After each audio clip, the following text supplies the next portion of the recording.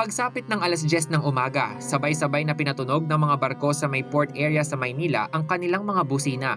Umalingaw-ngaw ang malalakas na sirena ng mga barko ng Philippine Coast Guard at iba pang mga commercial ships na nakiisa sa simultaneous blowing of horns na bahagi ng pagdiriwang ng 10th anniversary ng Arbitral Award noong July 12, 2016 na nagpapawalang bisa sa 9-dash line claim ng China at nagpapatibay sa sovereign rights ng Pilipinas sa exclusive economic zone nito.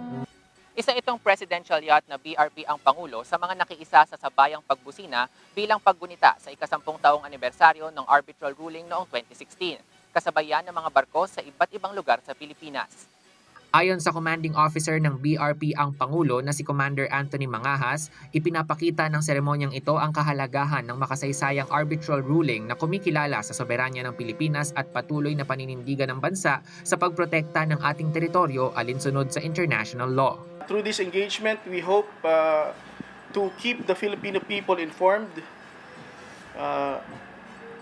of the Navy's continuing efforts to protect our maritime interest and support national security and remain committed to the service. It symbolizes solidarity among all Filipinos, government offices. It will also be participated by academic institutions and private ships. Kasabay nito, isinagawa rin sa iba't ibang lugar sa Pilipinas ang simultaneous blowing of ship's horn. Nakiisa sa pagdiriwang ang mga barko sa Subic na nagsagawa rin ng ceremonial water salute. Sa Cebu City naman, nasa 50 sasakyang pandagat ang sabay-sabay na nagpatunog ng kanilang mga busina bilang pakikiisa sa pagdiriwang. Sa Hulo, Sulu, nakiisa rin ang mga tauhan ng Sulu Maritime Police Station.